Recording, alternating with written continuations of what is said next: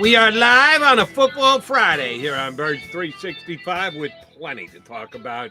You got your Mac and Mac guys, McMullen and McDonald, ready to chop it up with you for the next couple of hours. Just before the show started, JM said, beware the barking dog. Dog may be participating in Birds 365, huh, J-Mac? Yeah, she's famous for participating in my radio spots, so anybody who listens to me always gets Isabella's input as well. We'll see if she has anything to say about what our master and or her uncle has to say about the Philadelphia Eagles today. All right, easy enough to know where we're going to start today. Jason Kelce was on WIP filling in for Angelo Cataldi on Wednesday morning, and though he was asked probably 427 ways, different ways, hidden ways, insightful way, he just refused to say that he's coming back to the Philadelphia Eagles in 2022. Less than 24 hours later, he decided to make an announcement on the Eagles website that, yes, he is returning to the Philadelphia Eagles while sipping from the keg of beer that Nick Sirianni sent to him to entice him to return. He did so in his usual personality-filled way. Got to give Jason Kelce credit. Not is he only one of the best players to actually play for the Philadelphia Eagles. He is easily one of the greatest personalities to play for the Philadelphia Eagles. I will tip my cap to him for his personality, but I am much more enthused and excited about the fact that Jason Kelce is going to be back playing after another Pro Bowl year, his fourth in his 11-year career as a Philadelphia Eagles, just adding to his, at least one man's opinion, Hall of Fame career here in Philadelphia. Yeah, I mean, I'm not going to argue with him being a Hall of Famer. I think he's a Hall of Famer as well. Other people think he needs a year or two. I think he's already reached that bar in my own personal opinion, but maybe I'm a little biased because I'm around him all the time, but I certainly think he's a Hall of Fame player, even if he walked away. I will say, look, come on. I think that was a prop keg, Jody. There's no way Nick Sirianni sent that keg over and it was still there and no one chose Jason Kelce. So that was a prop keg. That was a new keg. A replacement keg. Yeah, yes. I would concur with your evaluation. But yeah, I thought it was great because he said he was retiring from hosting radio shows. Right. And obviously when you say retiring, people are and then he turned it. So as usual, as you mentioned, yeah, I mentioned this with some of the Eagles PR people behind the scenes. I wonder if people realize, I mean, just, in the pantheon of Philadelphia sports, just the connection he has made with the city, the fans, and all that kind of stuff, because that's part of it as well. And we just saw it with Ben Simmons last night. Sixers fans embarrassing, at least some, but Sixers embarrassing themselves. But it's not easy. It's not easy. And he does it so effortlessly. And it's pretty amazing. And one of the things about Jason, I always joke, he's become a crier. He's become a Dick Vermeil late in his career as he starts thinking about other things and bigger things in life. And I remember somebody, and I think I said it on this show, somebody asked him, what's the definition of a tough guy? Because he's known as this ultimate tough guy. And he couldn't come up with it. He said, I don't know. And, he gave some kind of answer, and it was talking about getting up every day and going through the grind. And I always said the easiest answer is if you can go up and cry in front of people and they know he can still kick your ass. You're a tough guy. And that's where Jason Kelce is. But tremendous player. Would have been a huge loss if he wasn't coming back, but it was pretty clear he was coming back. So happy he is back. Good news for the Eagles. And one of the, I think, almost ironic things about it is the Eagles still have to work out a contract with him. At no point yesterday in Jason's theatrical announcement that he was coming back did he say, and yes, the Eagles and I have worked out a contract agreement. He is technically under contract right now, because he's got years to run on his present deal, but there's a poison pill in there that if they do not redo it, the Eagles would have to pay him $30 million, which means they would have to release him. But both sides very confident that the deal will get done. Jason will be happy about it. The Eagles will make it as cap friendly as they need to. It'll be spread out over multiple years so they can decide after the fact as to when, where, and how they're going to take the cap hit. But from a football perspective, he's still playing at the top of his game. In his 11th year in the NFL, he was an all-pro player again last year. The Eagles had one of the best offensive lines in football. And even with the fact that Barrett Brooks is now retired, we know that Barrett Brooks was a non-contributor to last year's offensive line, which was one of the best in football. There's no reason to not project it as one of the best offensive lines in football. You might not have been able to do that if Jason Kelce had sauntered off into the sunset.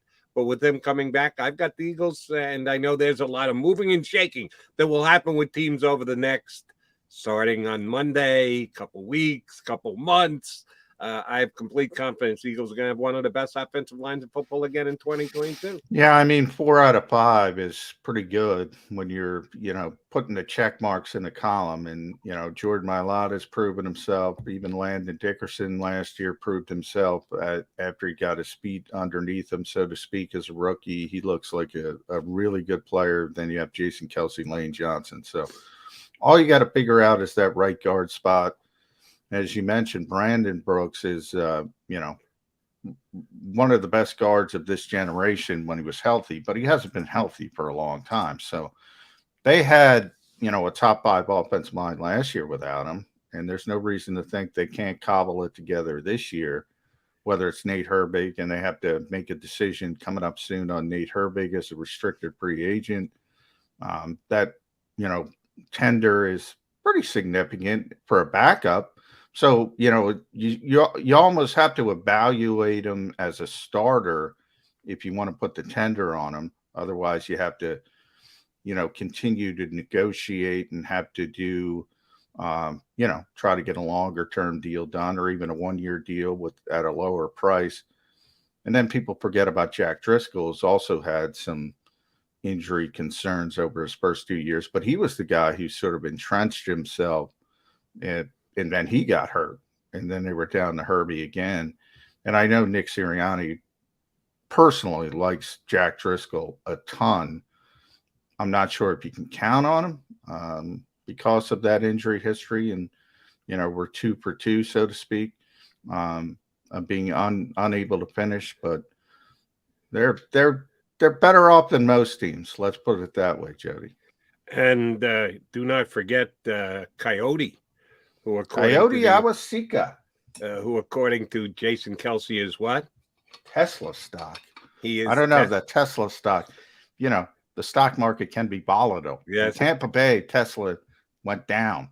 Let's just say that. Might have, but still, he's a young player. And that's not. By the way, I made a mistake. That's Coyote's not the Tesla stock. Sua Opeta. Oh no, I made the mistake because I bought Coyote up.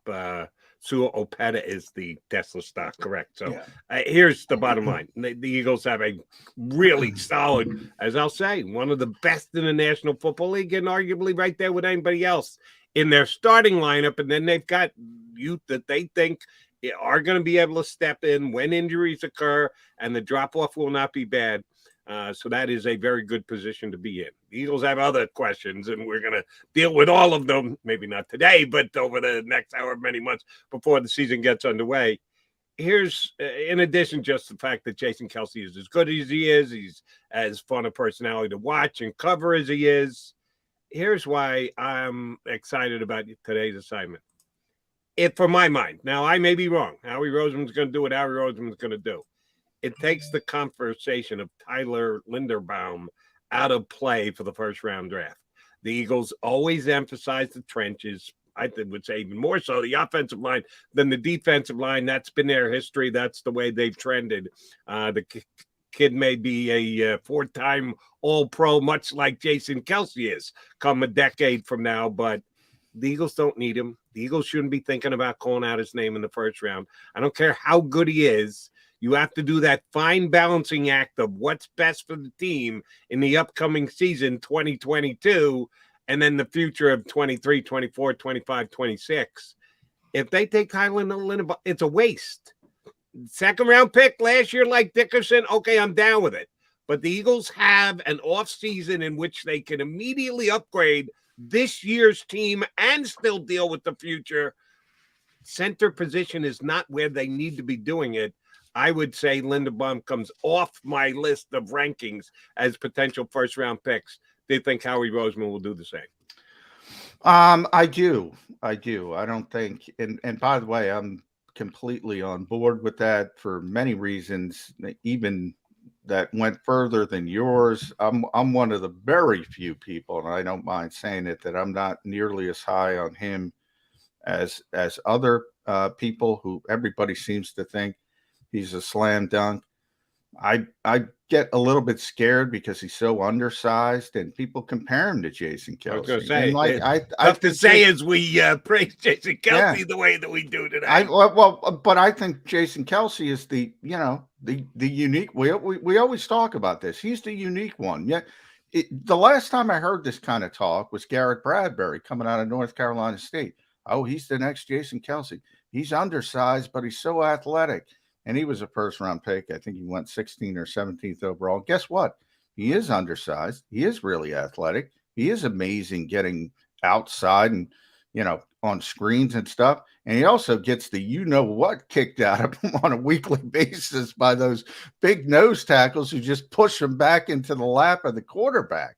So I don't want him to begin with, even if I didn't have Jason Kelce. But I think people get too caught up in, because Jason Kelce can do it, doesn't mean everybody can do it if they're a little bit athletic. And Jason's this unique, mesh of football IQ and fundamentals. I think Jeff Stoutland's a part of it, because when you are that undersized, you have to have perfect technique and all these things. So, they got to replace him somewhere down the road. And last year when they were talking about it, the story was the Eagles realized it. They're not going to find the next Jason Kelce. So they wanted to go what was described to me in the Ryan Jensen mold, this big masher of a center. And that's where Landon Dickerson came in, who's this big, giant, powerful guy who played center. And that was sort of their plan in case Jason would retire, this year, moving forward. Then you have this big, giant center. You can go in a different direction, just go about it in a different way. I think that'd be the best way to go about it. I'm not trying to find the next Jason Kelce, because the next Jason Kelce is going to be really, really hard to find. And they may very well already have the next Jason Kelce. They've got a couple of different options. They could either put Dickerson there, or they could put Isaac Seumalo there. This year, chances are one's going to be on Jason Kelce's left, the other's going to be on Jason Kelce's right. At some point, one of those two will be moved into the middle to replace Jason Kelce. Here's what we know. It's not going to happen in 2022. Jason Kelce back and will continue his streak starting games for the Philadelphia Eagles at the center position. All right, J-Mac, one other point I want to get in before we punch up our next guest, one of our faves, Mike Kaye, formerly of NJ.com, now of Pro Football Network. There was a story on Pro Football Network today that discounted the Philadelphia Eagles as a probable landing spot for Deshaun Watson. And as we talked extensively on yesterday's Birds 365, today is an important day in the Deshaun Watson legal world, in that he's supposed to, there's supposed to be testimony in his civil cases, and not that testimony, John, they haven't even gone inside the court. Why am I forgetting the word? Grand jury. Right, the grand jury proceeding. Aaron Wilson, who is now one of Michael Kaye's buddies on Pro Football Network, wrote an article saying that the Deshaun Watson sweepstakes is still wide open, but the Philadelphia Eagles are not one of the teams that he thinks are at the top of the list to potentially acquire him. The Carolina Panthers, the Seattle Seahawks, and the New Orleans Saints. Really? Saints they need with a more quarterback. cap problems than anybody else, man, their GM is going to have to get cap creative real fast to be able to add a guy like Deshaun Watson, who's already making $30 million plus, but said that the Eagles were not one of the top potential landing spots for Deshaun Watson. That's one man's opinion, but you buy in? Yeah, well, I'm buying it for this reason, and that really wasn't that new. Probably Aaron's been reporting that for a while, but he kind of did another story because there's other teams added to the mix now. We talked about this yesterday with the dominoes falling, and Seattle needs a quarterback now. So Indianapolis, is in the mix for a quarterback now. So the things have kind of changed. So he just did another look at sort of the landscape of who might want Deshaun Watson. But from Aaron's perspective, and Mike could probably talk about this better, we're going to bring him on, but he's where I am. The guy won't waive his no trade clause. So, he's reported the Eagles and a bunch of us have done their due diligence, and they sent an investigator down to South Texas, and they're keeping their eye on the situation. And that's sort of what Joe Banner went in the other direction. He thinks the landscape will lighten and there won't be as many teams. And I disagree with Joe. I agree more with Aaron. I think there's going to be more interest than people realize if, things go Deshaun's way, which they might not, as we talked about with Dan Lust yesterday. But bottom line is he's shown no indication that he would waive his no trade clause for Philadelphia. So until that changes, it's hard to look at the Eagles as any kind of leader in the clubhouse. I don't know if I call him the leader, but again, please correct me if I'm wrong, but I know what I've read as far as reporting goes. The team that Deshaun Watson wanted to go to was the Miami Dolphins. He's pretty much on record that was the case. The Miami Dolphins just this week slammed the door on their active pursuit. Well, we got to look at that too, Joe. You know my feeling on that. Right. John Schneider slammed the door. They weren't under oath when they made that statement. I know your way of thinking, but take it at whatever value you think it's worth. They're saying they're not interested. So the fact that he didn't want to relocate in Philadelphia, didn't want to restoke his career in Philadelphia. Well, Philadelphia and 30 other cities, because the only one he did want to relocate to was Miami. Yeah. And if they're not in the mix, as they say they're not, even if we don't believe them 100%, well, then everybody else is on a level playing field. So Philadelphia has just as good a shot as the added Seattle, the desperate New Orleans, the obvious Carolina Panthers. Yeah, those are all. They said the same thing about Carolina. That's where he comes from. He's a Clemson boy. And he said, nah, I don't want Carolina. I want Miami. So it is now open for reevaluation. He's kind of busy taking care of all the legal things that he has to and trying to keep himself out of jail. So I will cut Mr. Watson that much slack that he hasn't had that much time to give it that much thought. We'll see if Philadelphia comes back into the mix. All right, we'll get Michael Kaye's opinion on this next. Isabella chiming in to say, get the Mike Kaye, get the break. We got to get the Mike Kaye. Is that what she said? I thought you were saying, hold on. Oh, I thought you were saying, there she goes. There it is. Deshaun Watson. That's what I think she's screaming. Yes. I do dog well. John McMullen, Jody McDonald here with you on Birds 365. Michael Kaye from Pro Football Network next here on Birds 365. Go for the midnight dares. Go for the memories. Go for the view that goes on forever. Go for the bubbles in your bathtub and in your drink. Go to bed whenever you want. Or don't. Go for him. Go for her. Go for the win. Go to Ocean Casino Resort. Book your trip at theoceanac.com.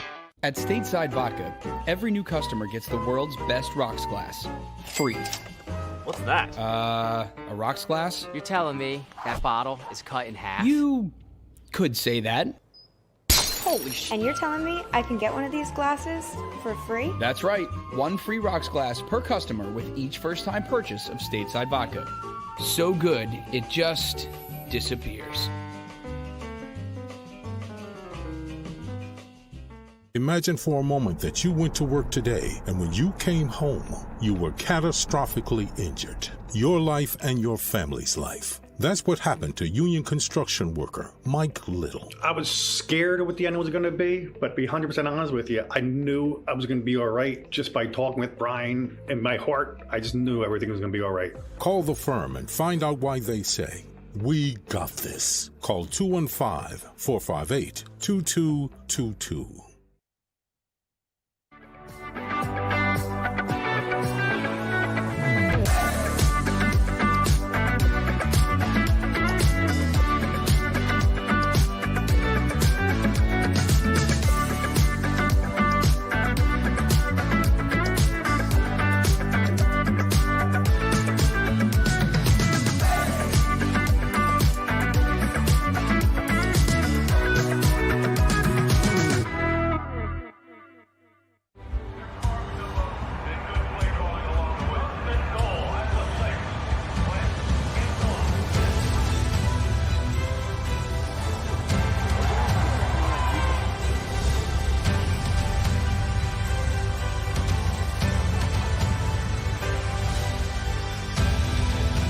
Field of life, First Trust Bank is there for you.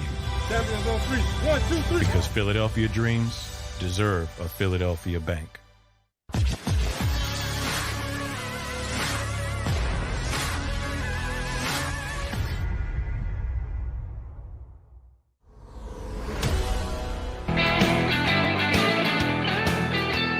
It's a Football Friday on Birds 365. McMullen and McDonald, joined by one of the best guests we often put up for you guys since we started this. So about 11 months ago, we've had Mike Kaye from NJ.com on several times.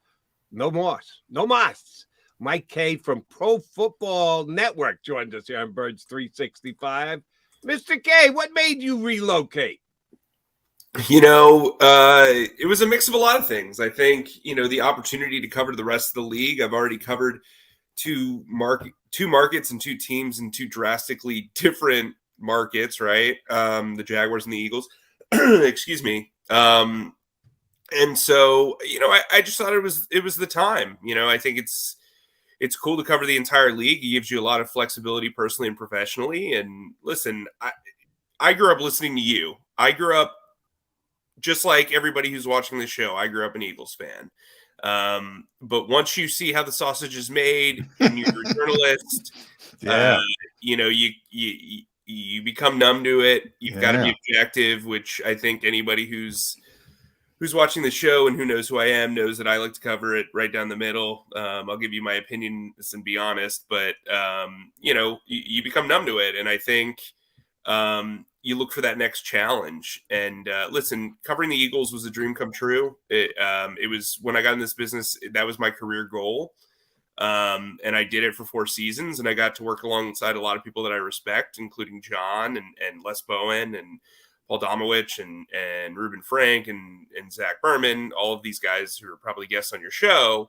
And that was like a huge thing. But I think once Les left, it was kind of time for me to leave. You know what I mean? It was like I needed that guy in the room. But Les is still there though. On one. Yes, he is. Yes. But it was an honor to cover this team for this fan base and to work with so many incredible journalists and everything like that. But listen, Pro Football Network is different than everybody else. And I know everybody likes to say that from a national perspective, whatever. But we're covering everybody. We're covering the Jaguars. We're covering the Cardinals. We're covering the Falcons. A lot of teams that are underserviced nationally. And I thought that was really appealing. It was an opportunity to kind of take ownership in the ground floor of something really big. Before I came on from break, obviously we've got a heavy hitter in Aaron Wilson. Yeah, Aaron does great work. Who covered the Dolphins for over a decade, who I've always been a huge fan of. He comes from the Alex Marvez mentorship tree that I do. So that's, it just seemed like a perfect fit. I love management. I love the way they view everything. We're all on the same page. It's a really fun atmosphere to work in. I'm really excited to see what Chris Franklin does at NJ.com now that he's holding the baton. Incredible guy, just a terrific journalist and a guy who really cares about doing things the right way, which I think is beneficial to the Eagles fan base. But yeah, that's what you call a long answer. Yeah, that's why I'm doing what I'm doing. I agree with. We've had Adam on the show. I love Adam Beasley, and you mentioned Aaron Wilson, who you got to tell Aaron to do more radio hits, by the way, because he does a phenomenal job, Mike, and he's been on the forefront of the Deshaun Watson stuff, and obviously he paid a heavy price for that at one point in Houston. But I do want to start with the quarterback stuff. And there's obviously a lot of big names, and we know who all they are. But the biggest came yesterday. Nate Sudfeld gets a 1-year fully guaranteed deal from the San Francisco 49ers. Man, Adam Schefter points out, I just want to, just for the laughter of it all, the information broker aspect of this, all believing he has starter potential in this league. The 3 teams trying to sign Nate Sudfeld for $2 million. Come on. Do we have to buy this stuff? Do you guys do that differently at Pro Football Network? I want to hear what the agent's saying. Well, the second that I saw that text message, I sent it to several people within the league, and there were a lot of LOLs. Yeah, I mean, come on. I mean, look, I think Nate Sudfeld's a guy that, like Doug Peterson, is a guy who's going to be just a journeyman who knows what he's doing, who's going to study hard, who's going to be a very nothing good wrong with that. Caddy for a starting quarterback. Maybe he has some plus traits, but I mean, that messaging, to me, it's if he has starter potential, then you've got a problem, right? Like I think that's, I guess that's where the sentence cut off. But listen, I'm happy for Nate. I mean, the only great guy. The only issue is he was on a practice squad all last year. So if 2 other teams thought he had starter potential, like, what are you waiting for, kids? Right. But like, again, look, Pro Football Network, I'm not going to compare us to the other national guys. They've been doing it for a really long time. I've got a ton of respect for Schefter and Ian and all those guys. But, if he heard that, that's what he heard. And he quoted it. That wasn't his opinion. He quoted it. So I think, Nate's an interesting cat. And if they're going to move on from Jimmy Garoppolo, he's actually the perfect backup for Trey Lance, in my opinion. I think he's a very, he's a guy who hasn't thrown a lot of passes in meaningful games, but he's been around some meaningful football teams and meaningful football. And I think his perspective matters. Super Bowl backup quarterback, by the way. Yeah, exactly. So I think, I think he's a guy that makes a lot of sense for them. I just don't really agree with the messaging at the end of the tweet. Never has someone gotten so much publicity for doing so little as the unstoppable Nate Sudfeld. If we're going to reference him, we should reference him as the owner of the Philadelphia Eagles once did. All right, no, I'd rather talk about quarterbacks who are actually going to start, like Russell Wilson in Denver. A lot over the last couple of days, Michael, about how involved were the Eagles? Did Russell Wilson put the kibosh on Philadelphia? Did the Seahawks not want to trade him because he was in conference? Here's the bottom line. He didn't come here, although a lot of people wanted him to come here and be the man instead of Jalen Hurts. Did the Eagles miss out? How would you characterize, as best you know, background information and or just your opinion, did the Eagles make a major mistake by not being the team that landed Russell Wilson? Well, it's hard. Like, do you criticize your friends for asking out a girl and them turning you down? Like, I mean, that to me, that's, we all aspire to date people who are attractive, but it's a two-way street, right? Like, that's, I got lucky there in my personal life, but, so I can't really relate to the Eagles. But what I would say is we all got lucky. Yeah, we all outkicked the cover. But what I would say is, they did their due diligence. They at least went for it, right? Russell Wilson is an upgrade over at least 25 other quarterbacks. And as far as we know, reported wise, only two franchises got up the nerve to ask Russell to the dance, or 3, I guess. 3 teams asked to wrestle to the dance, and only one of them ended up going to the dance and paying a lot for it. They paid a lot for that dance. So expensive. No, I mean, look, I think they missed out in theory. Just as the most beautiful girl in the world turns you down, you missed out on that date in that regard. But look, it's a two-way street, and he has a no trade clause, and that's kind of how quarterbacks are using their leverage now. You see the same thing with Deshaun Watson, who, according to my colleague Garen Wilson, wants nothing to do with Philadelphia. I've heard that kind of in passing as well, and I just that supports his reporting. And I think, listen, there's a lot going on there, right? And frankly, look, everybody talks about how talented Deshaun Watson is. He went 4-12 during the best year of his career right before his suspension. So, look, I'm a believer in that you're never settled until you get the quarterback. But, excuse me, but, I also think it's a flawed argument to say the second a franchise quarterback comes in here, especially if you're giving up a lot for him, he can fix all woes, because that's not the case. The Eagles are not a quarterback away, in my opinion. And look, I think with the way that this offseason is going, and what maybe you could see next offseason with how much quarterback movement is going on in the league, you can say to yourself, well, let's give Jalen Hurts an extended audition and build around the quarterback position, because if this happens again next year, which based on the past 2 years could happen, then you can maybe land your quarterback if Jalen Hurts doesn't prove that he's the guy. Mike, let me follow up, Johnny, if you let me. Russell Wilson didn't want to become a Philadelphia Eagle. Had the chance to, said no, thank you. Deshaun Watson, we're speculating, wants no part of becoming a Philadelphia Eagle. He's got a no-trade clause, and he's going nowhere unless he puts his stamp of approval on it, whoever the Texans are supposed to trade him to. Why no Philadelphia? Who should we be disappointed in that these other quarterbacks have the chance to dictate terms, and they go, oh, well, not the Eagles. Well, not who is that on? Howie Roseman, Nick Sirianni, the other players on the Philadelphia Eagles, the town of Philadelphia. Why are some of the best quarterbacks in football going Eagles? Well, I think it's a fair question. I think there's a lot of factors, right? I mean, I saw our pal Rob Mahdi's report that Russell Wilson was concerned about culture. Well, I don't know. Everybody I talk to within the Eagles locker room seems pretty stoked about Nick Sirianni and the way the NovaCare is functioning right now. If you went off the Doug Peterson regime, I could see that, especially towards the end, hearing some pretty negative stuff. But my understanding is that Russell Wilson just wanted to go to Denver. Like, that was like the thing. Look, I think the Eagles fan base and the Philadelphia fan base takes a lot of lumps. And listen, you've got to be a special person to play here and thrive. You have to be a special person to coach here and thrive.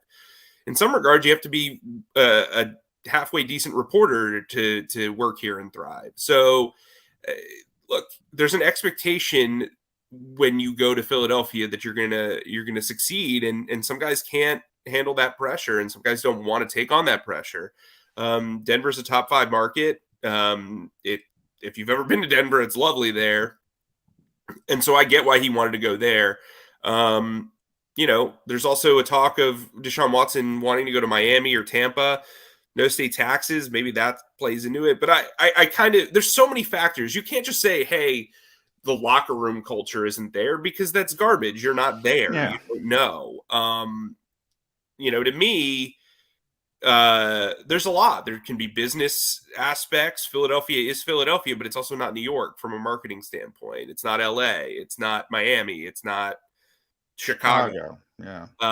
So there's that too, which I would imagine is part of Watson's situation. Watson probably also wants to go somewhere where he's familiar or comfortable with the coaching staff. And Nick Sirianni, for better or worse, was a bit of an unknown coming into Philadelphia. Trust me, I heard a lot of that on radio and a lot of that in my Twitter mentions. Yeah. So, look, I think optics are important too. I think, we've seen what's gone on with Ben Simmons, warranted or not. We've seen what's gone on with Carson Wentz, warranted or not. And look, I think if you're a quarterback and you're watching that, people do pay attention. I will tell you, free agency is a thing where agents do pay attention to how their clients are treated, not only by an organization, but a fan base. And that is something that is on the mind of folks. But then again, I don't think it's warranted to think, hey, look, Philly's going to be tough. Well, if you're an athlete and you want to play, look, Jeffrey Lurie is one of the best owners in the league.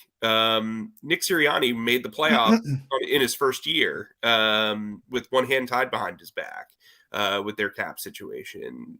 The Eagles have been to the playoffs 4 times in 5 years and won a Super Bowl within the last 5 years. So it's not like this organization is a train wreck, as sometimes it's portrayed. But I guess it just kind of, from an outside perspective, I guess these two quarterbacks didn't want to come here. Yeah, and everything's always fluid, Mike. I'll add to that, because last year at this time, Nick Sirianni was not only a complete uncertainty, he was coming across very poorly in his opening press conference and all that kind of stuff. The Eagles looked like they were a disaster. They had no offensive skill position players. You fast forward a year, Nick's the best rookie head coach in the league. He's calmed down. He's proven himself to a certain degree. Devontae Smith all of a sudden looks like a future star. Dallas Goedert has developed to being one of the best tight ends in football. It looks a lot better now than it did 12 months ago. In quarterbacks, and I'm talking about Deshaun Watson, Russell Wilson's off the board. He might change his mind when there's not an ability to go to a certain place that he might like because of weather or state taxes or something like that. But one thing you said that strikes a chord with me is, because I hear this a lot, the Eagles are not ready to win.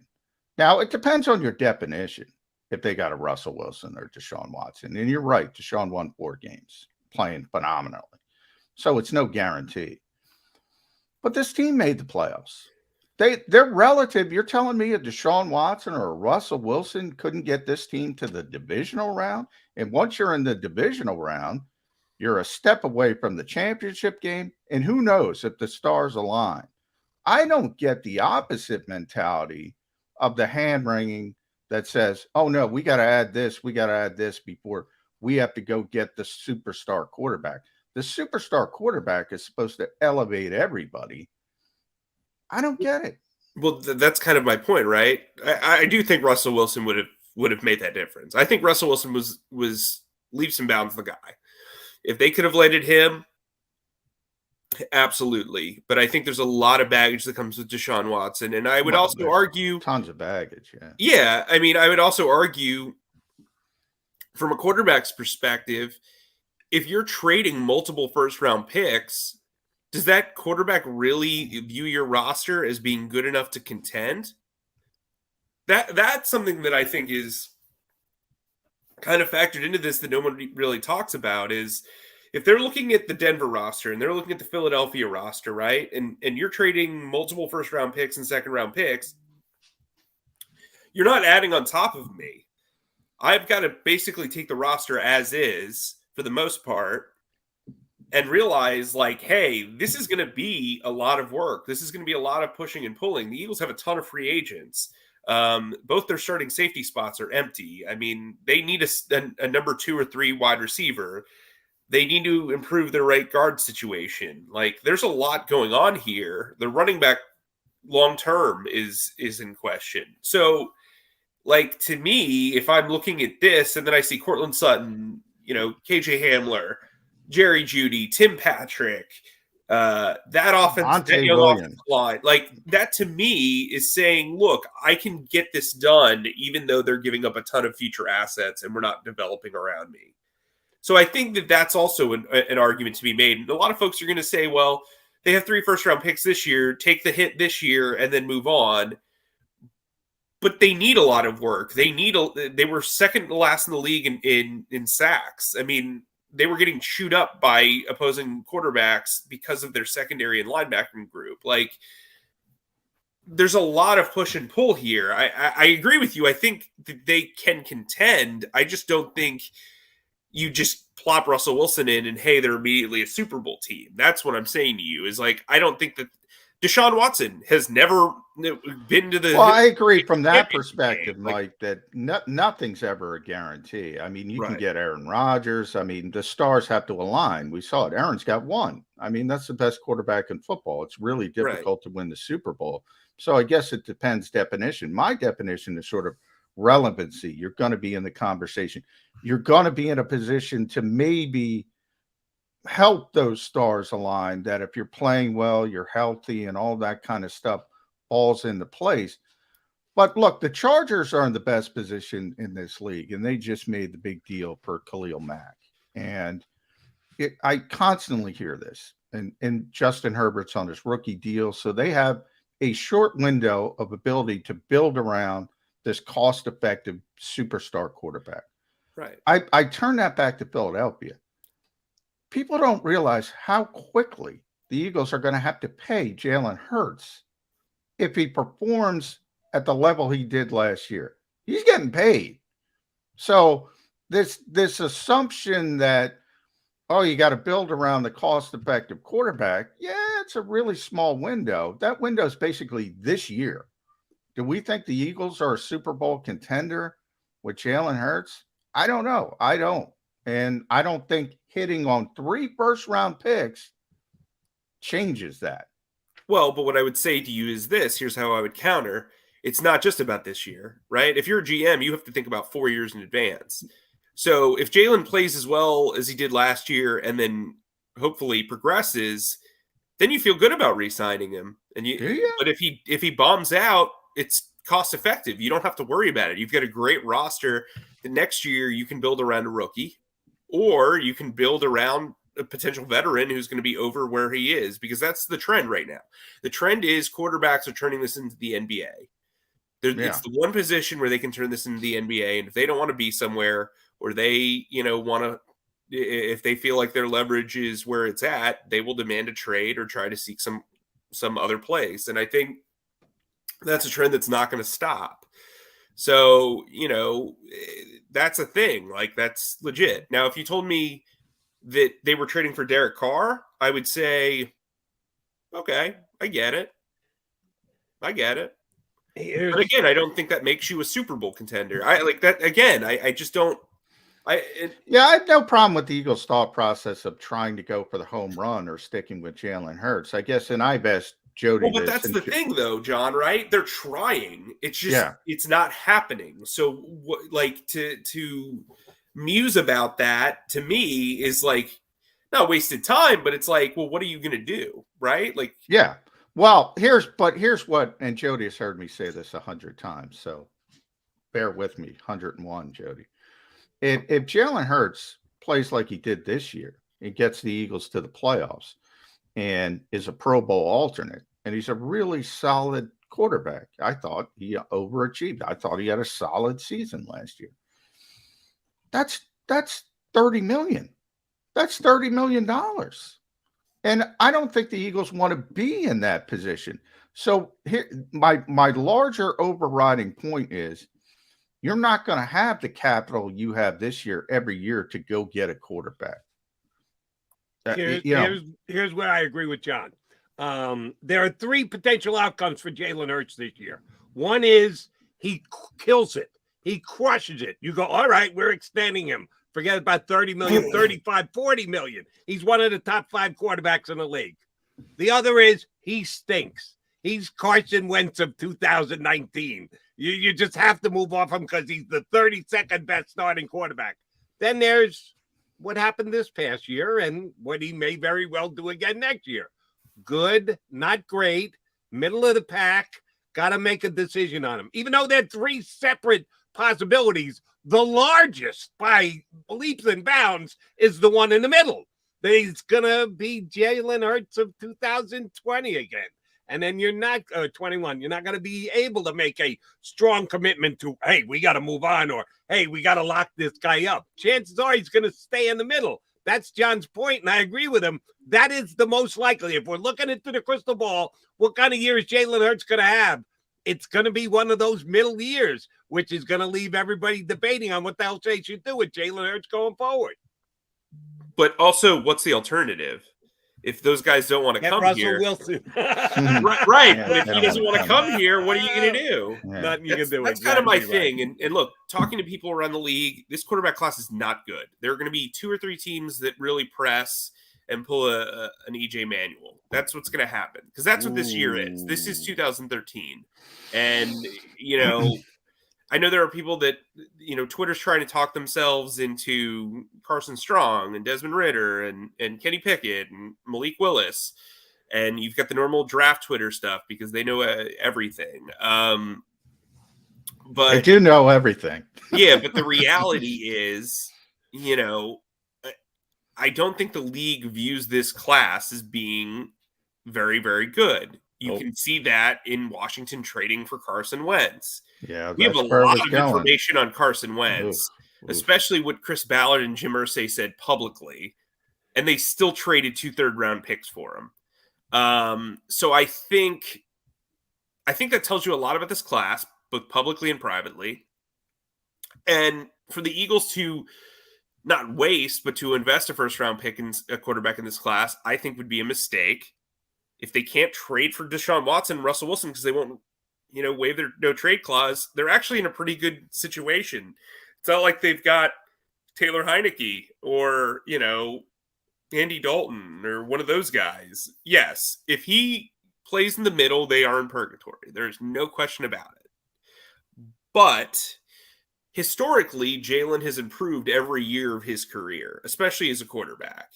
And I think that's something that they're going to try to bank on. And look, if it turns out that he makes it into the playoffs, look, we've seen head coaches in this league get fired after playoff runs. We've seen quarterbacks get traded after playoff runs. Howie Roseman's going to make the shrewd move. He's always going to keep trying. And I think that that's what makes Howie Roseman.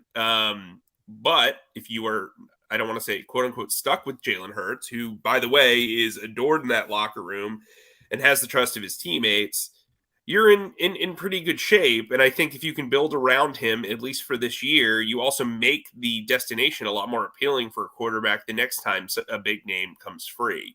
So I don't think they're in like dire straits. I know we talk about worst case scenarios, but just from a quarterback perspective, when you look at the landscape of the league, which I've had to do obviously over the past 2 weeks and beyond, and I will have to and beyond, nobody's got the right answer. Like the Bengals had no business overachieving the way they did and going no business, especially the way they run their business. They had no business being in the Super Bowl. Right, but that's the thing. Not everybody's going to be the Los Angeles Rams, and it took them a while. They've traded a lot of assets to get there.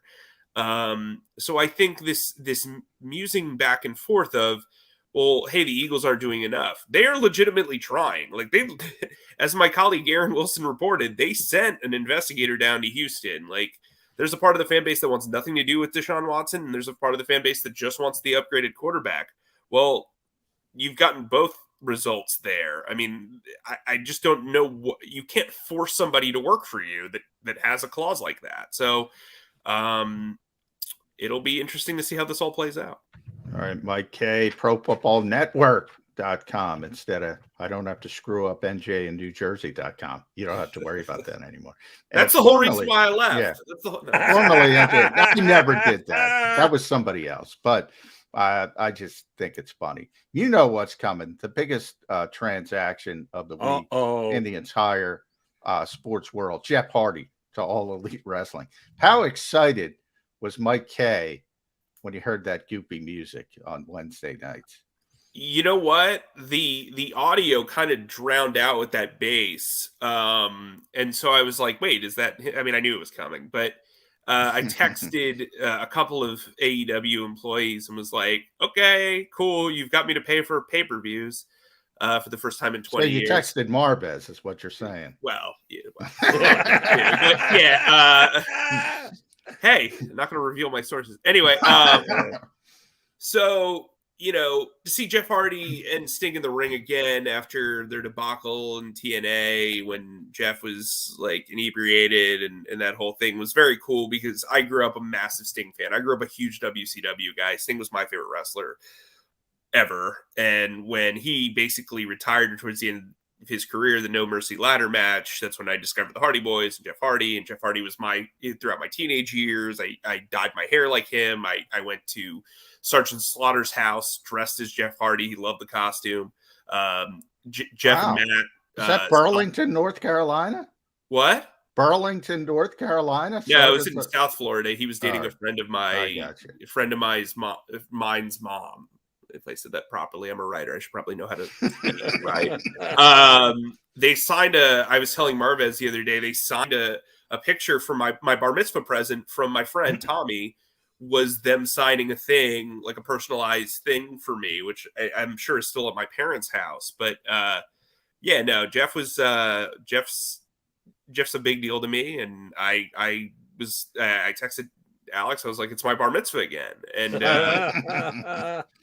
you know, I mean, I probably wouldn't have debuted him in Estero, Florida, of all places, but, you know, I mean, he came free, and that's what it is. Yeah. Listen, I have friends who are just not about Jeff, and I get it. He's been through a lot.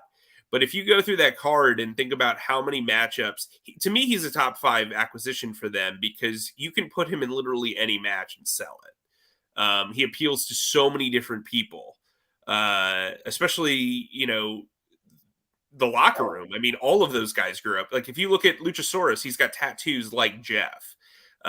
You know, Wardlow, huge Jeff Hardy fan.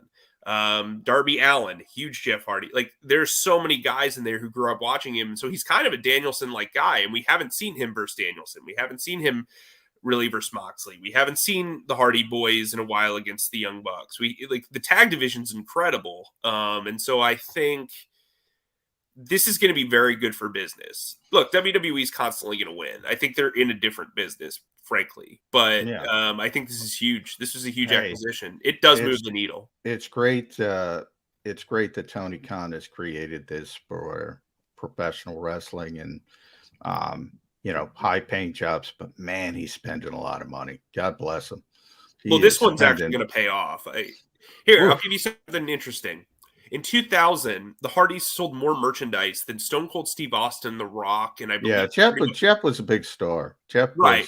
Well, do you remember he had that feud with Randy Orton in it was my freshman year of college, 2007, 2008. He was the biggest thing in wrestling. There was no if Jeff did not have his off the ring, I guess, incidents, he would have been the biggest star in the entire world. Like there's no question. And he doesn't even talk really.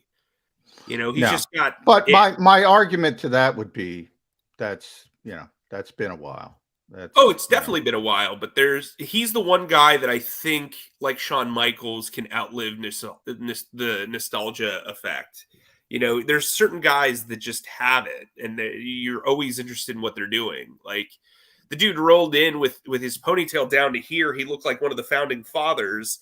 And he got the biggest pop of the night. Well, you know, little inside baseball. Tony said Darby Allin is the modern Jeff Hardy, and I said no, he's not. No, he's not. Not even close. Coffin drop, diving backwards. I mean, they take insane risk, but Jeff appeals to like literally everyone. No, there's an it factor, and he has the it factor. Yeah. I would agree with that. Let me get one wrestling question in and one more football question for you before we let you run, Michael. Number one guy you mentioned, Wardlow. He is broken with the Pinnacle. He wins the Face of the Revolution. Major push. Short-term. Well done, Jody. I can't keep all those things to the freaking moon. So here's how I would book it, right? So he faces Scorpio Sky for the TNT title next week. You have MJF interfere because, frankly, he's eclipsed the TNT title, and you want to keep pushing him. You never want him to lose, right? One of the problems the WCW ran into with Goldberg is they put the U.S. title on him, and he just like skyrocketed. Their merchandise was up, the TV stuff was up, and then they had to figure out a way to get the world title on him. And then it booked him into a corner. They made the U.S. title look meaningless by like, I hate when they do that. Like they recently did that on NXT with Keith Lee, who's no longer there. But whenever you put 2 titles on a guy and you just say, He'll keep the world title. He'll just throw this other one to a tournament. It demeans the title, and I think the TNT title is way too young and way too, hot right now to take it off him. So what you do is, you have MJF cost him the TNT title. You do the feud with MJF. He kills MJF, and then you go from there. I think that's what that promo was setting up. But I love that they put the title on Scorpio Sky. I thought when they originally started, he was probably my favorite guy that they had on the roster. But I think got to get the big title off Adam Page. Just doesn't. Great wrestler. Great I think Cole's going to win it if they do a rematch. So got to get it on. But yeah, I didn't love that promo back and forth last night or the other night. But anyway, what I would say is this: Wardlow will be world champion by this time next year. He's the next original. That's way off. I thought it'd be quicker than that. All right. One last Eagle question. Sure. Will make you Howie Roseman. You inquire about DK Metcalf with Seattle because they're going back with every building. Eagles need a veteran wide receiver. You take a look at the free agent group. The ones that you want are more expensive than you think they're worth. The other ones, do you really upgrade enough? So you got a DK Metcalf year to go. Get him cheap for this year. Then you got to make a call on him. You offer a first-round draft pick. Someone higher in the first round than you offers their first-round draft pick. And Seattle says, well, we'll give them to you for your one, but it's got to be your one plus. Because otherwise we've got someone who's willing to, let's say, Washington at 11 or a Cleveland at 13, say they'll give up their first round pick. You're sitting there. You've got to offer the best 150, and that's still not good enough. You go in a 1+ for DK Metcalf. Seattle needs a left tackle. 19 Dillard. And Andre Dillard. Andre Dillard. Okay. 19 and Andre Dillard for maybe DK and a 5th. Like, duh. Damn, you're a good general manager. That was, man, you on. put that deal together pretty damn quick, Kay. I'm impressed. I mean, look, here, you want to sweeten the pot? You want to make it a little bit more interesting? They also need a quarterback, too. And guess who's from the Washington area? Gardner Minshew. Who went to Washington State. He's technically from, I think, like the South, hence the mullet. But look, you're putting Andre Dillard in a safe space. He's from Washington State. Yeah, and by the way, they're best friends. Gardner Minshew. We're going complete circle here. We started talking about Nate Sudfeld and the fact that he's not a starting quarterback. Can we acknowledge that as well? Gardner Minshew isn't a starting quarterback either. Why would you go there? Does Seattle need a backup quarterback? Because that's what Gardner Minshew is. There are not 32 starting quarterbacks here. Somebody's got to play. Yeah, there's not 16 starting quarterbacks in the league, if you ask me. But and Gardner Minshew. So Nate Sudfeld is a starting quarterback. So are you guys ready to retract your statement about Nate Sudfeld? What are we talking about? Starting quarterback? Well, you're telling me he is because there aren't 16 starting quarterbacks. My only point for breaking that up is that everybody's great this time of year. Agents feed this information. I wanted Mike to explain that, but anyway, it went in a poor direction as usual. But I appreciate Mike Kaye. It's because I didn't get that stateside. It's because I didn't get that stateside yet. You never show this up is coffee, anywhere. John. This is coffee. And you got no shot now, Mr. National Reporter. You're not an Eagle guy anymore. No, he's still important. I tell you what, I'm going to Wine Warehouse so if you're in the area, I'll text you. And I'll show up like Batman. Are you kidding me? Vodka. Come on. Send up the Jeff Hardy signal and get shows up anywhere, anytime, any place. I gave a free plug. You should never do that. Radio/streaming 101. I gave out a free plug.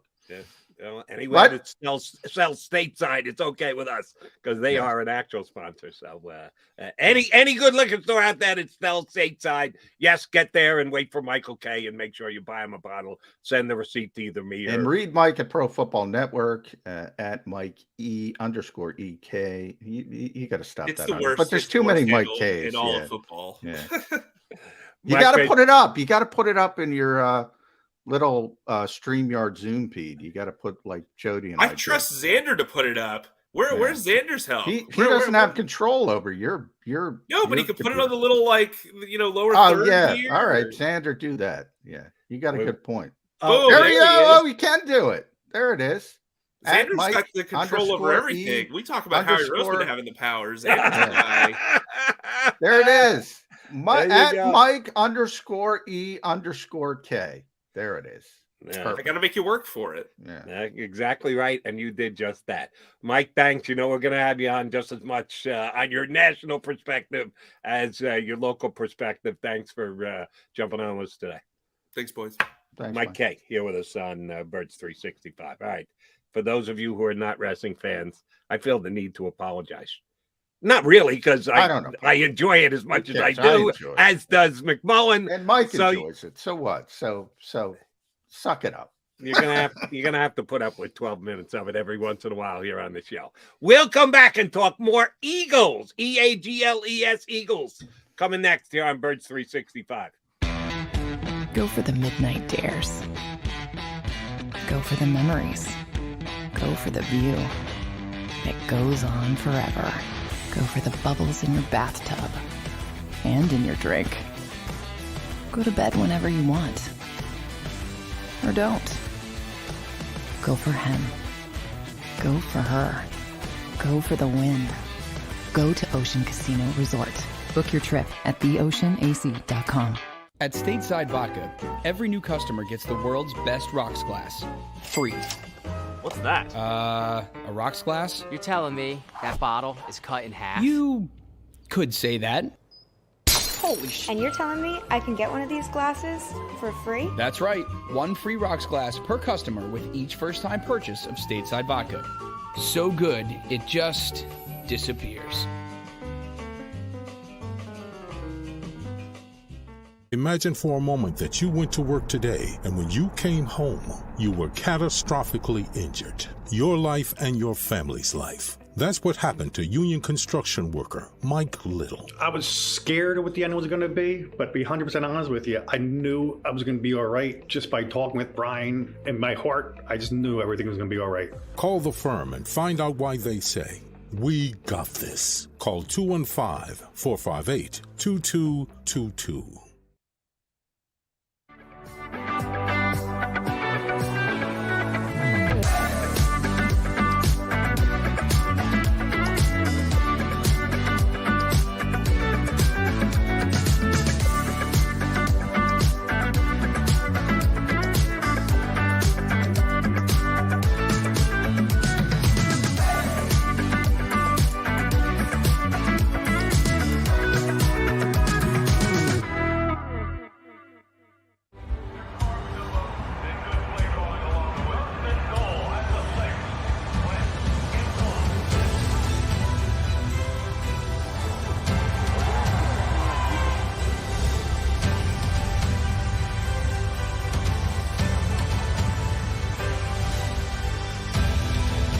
Field of life, First Trust Bank is there for you. Champions on three. 1, 2, 3. Because Philadelphia dreams deserve a Philadelphia bank.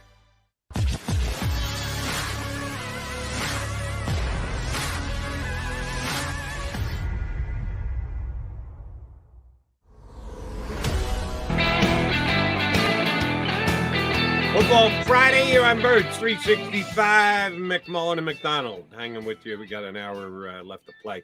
Jeff Kerr from CBSSports.com going to jump aboard in less than 20 minutes from now. All right, quick thing I wanted to get to, and yeah. Cody, can I jump in real quick? Yeah, go ahead. A minute ago, and this is what I was trying to get across with the Nate Sudfeld thing. Ian Rappaport tweeted this, so this is Eagles centric. With all these big names being dealt, who could be the next? Last year, Eagles Pro Bowl defensive tackle Fletcher Cox was nearly dealt at the trade deadline, which is true. Teams around the league have continued to call on him. Considering the D-line movement around the league, it's something to watch. Now, when guys like that put out tweets, they put them out for a reason. And that's sort of what I was trying to get across with Adam getting the agent's take on Nate Sudfeld, the unstoppable Nate Sudfeld.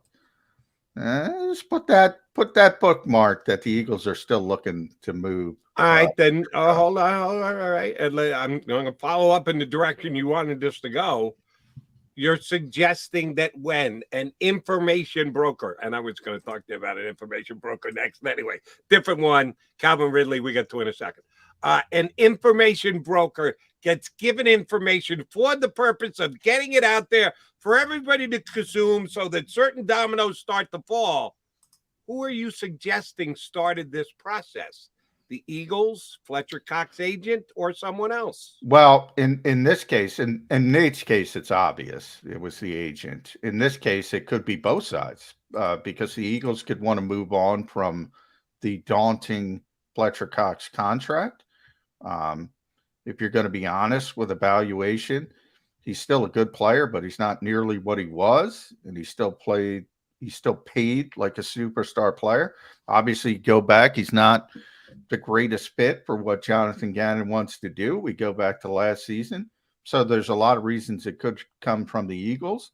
And, Fletcher wanted out of here last year at one point before things were sort of at least patched back together for the short term.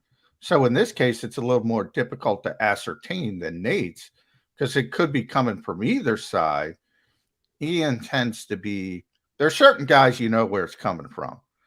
I don't want to go too far with it, but in Ian's case, I don't think he's that close to Howie, so I don't think it's coming from Howie. I will say that. Okay, fair enough. Another information book I wanted to bring to the table, and it's like one of my biggest regrets, and I don't even know why it's a regret. Jay Glazer of Fox. Glazer and I used to be like this. He was an intern for me at WFAN. I did not see everybody yesterday. Jody Mack. I'm getting a complex. Jody Mack. Let me finish the story. You'll feel better. 89, 90, whenever it was. He and I were boys. He went on to get the writing job with the New York Post and then became Jay Glazer, Mr. Information around the NFL. But he and I go back and we were tight for a very long period of time. All I had to do was text him and go, Glazer, I need you on my show. When and where? Boom, done. Jay Glazer has not returned one of my texts 4 years, 5 years, somewhere thereabouts. And I don't know why. And I tried with one friend to see if he could find out, and he couldn't find out. I don't know why. We just fell out. I don't think I did anything bad. I never badmouthed him. I know that for a fact. But he used to be he went from being a foregone conclusion I could get him on any place, anytime, anywhere to crickets. I can't get a response to a text from Glazer. But anyway, it doesn't matter. I still think he's as good as there is in the business of information guys in the National Football League. Yesterday, he said the Eagles were this close to trading for Calvin Ridley, that they were thought they had a deal in place, and the Falcons pulled the plug on it and wouldn't explain to the Eagles why they pulled the plug on it. And then the information comes out that he was found to have bet on games. The NFL suspending him an entire year, which kind of explains after the fact as to why Atlanta pulled the deal.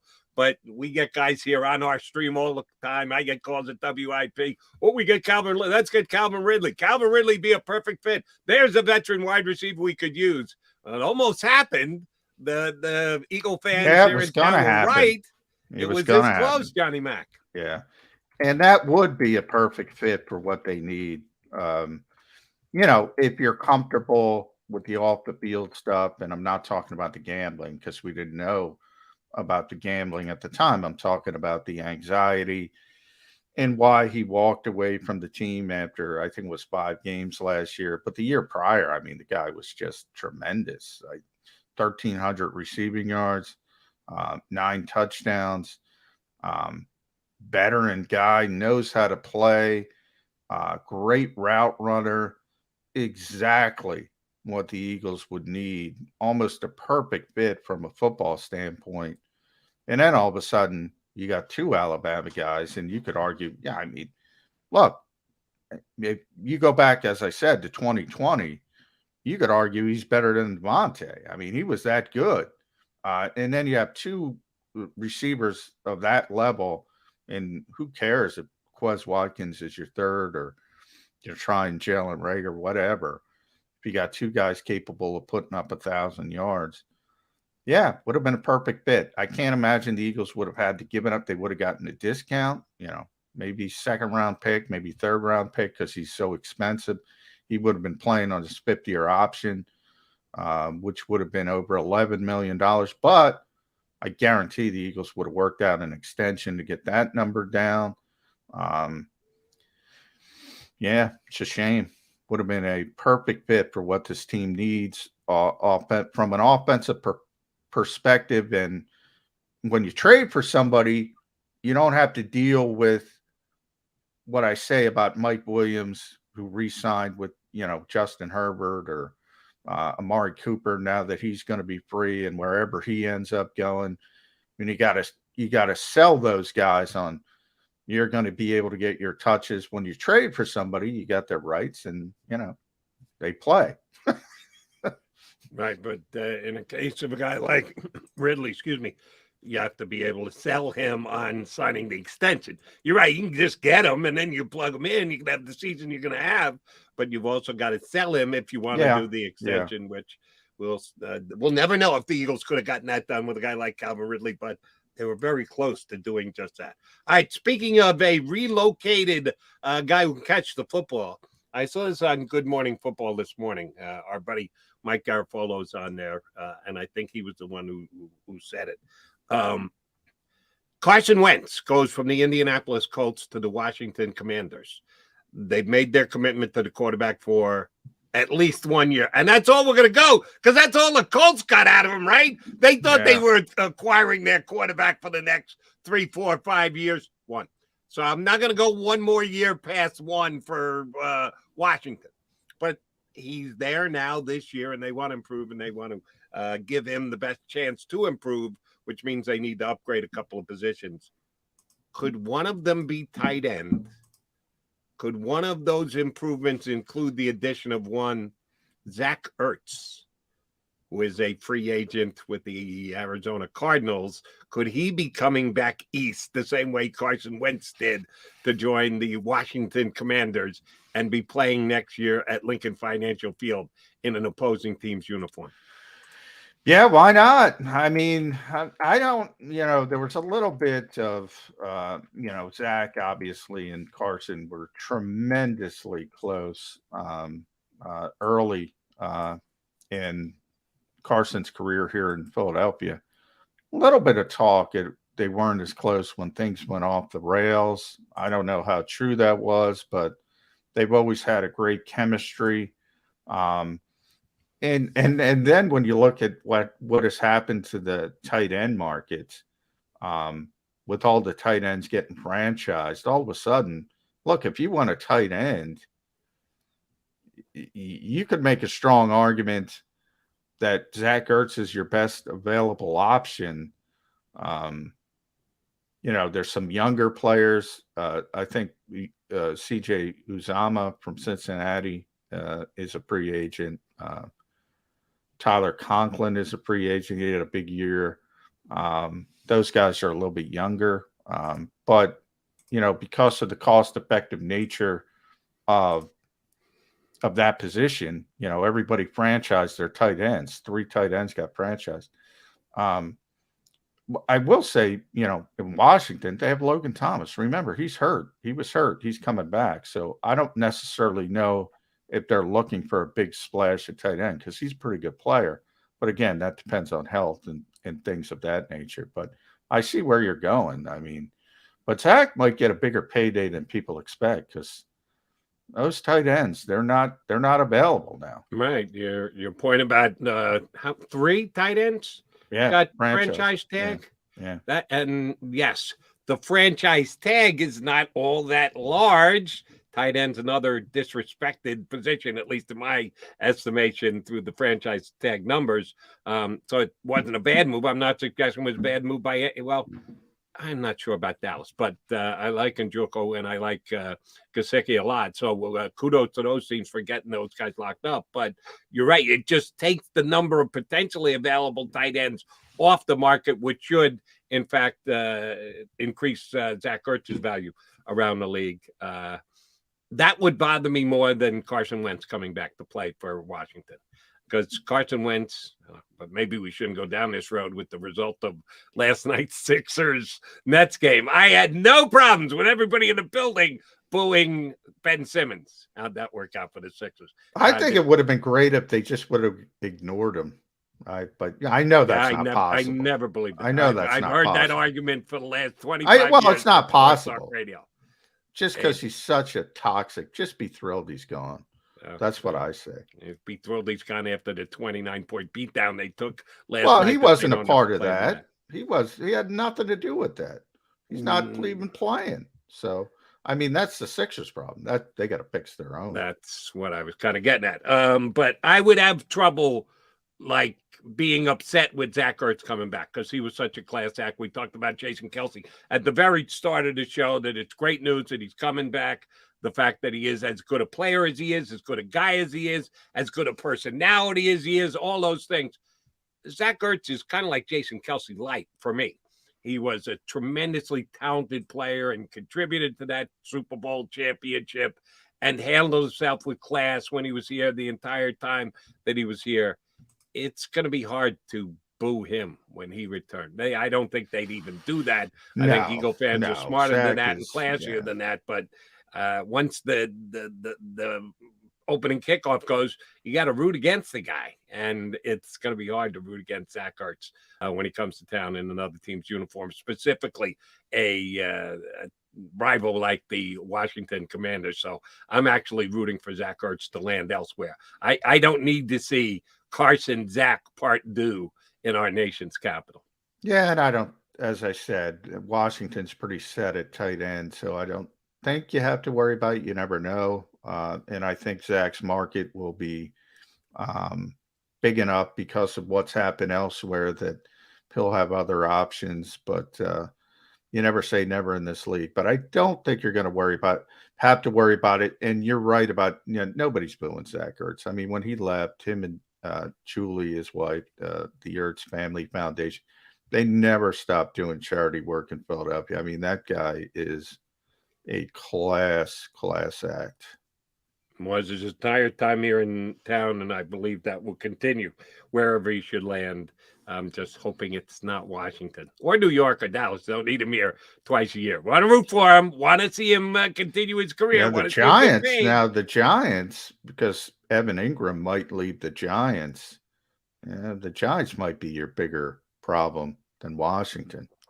Yeah, but I get, Ertz and Wentz. I get your connection.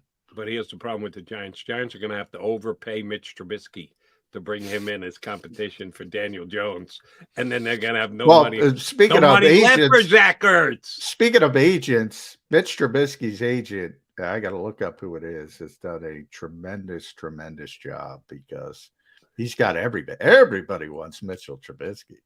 Everybody doing a hell of a job making his money. I will at least credit Mitch Trubisky with this much.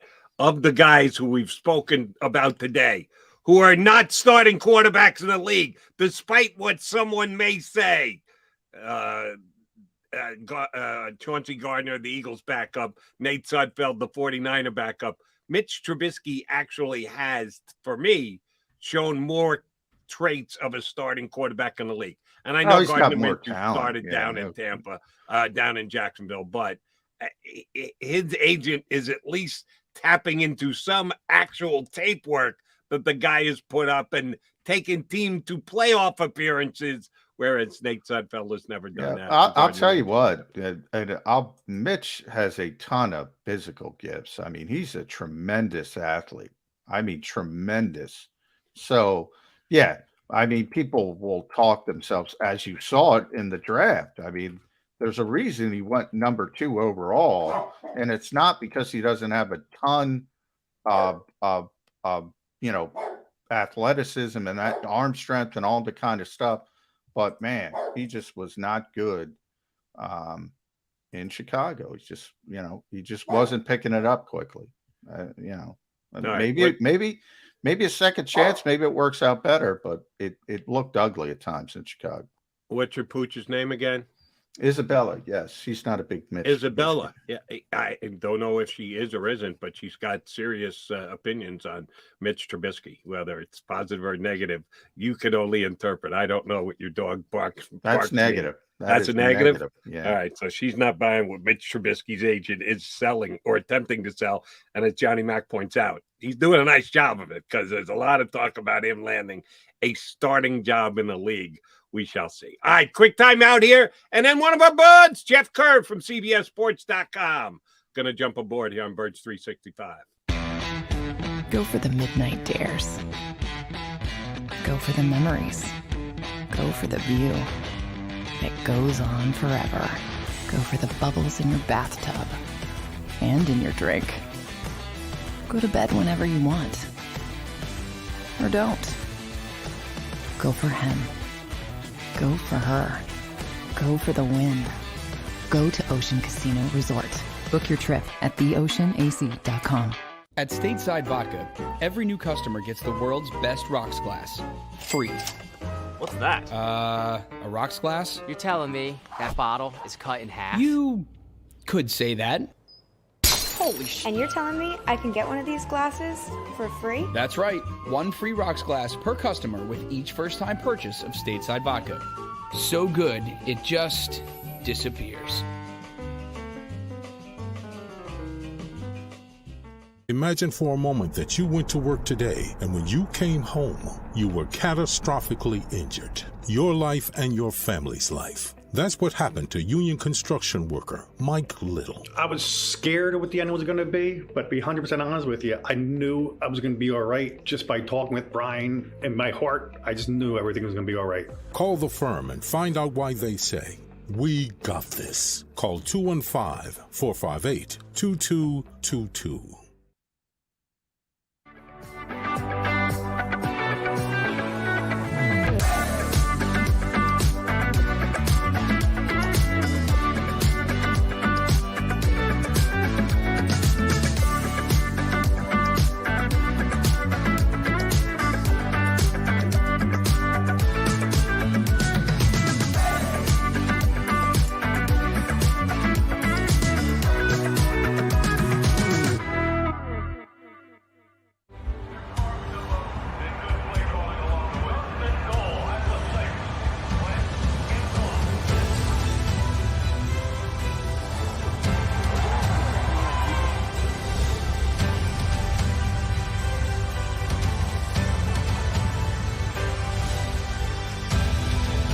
Field of life, First Trust Bank is there for you.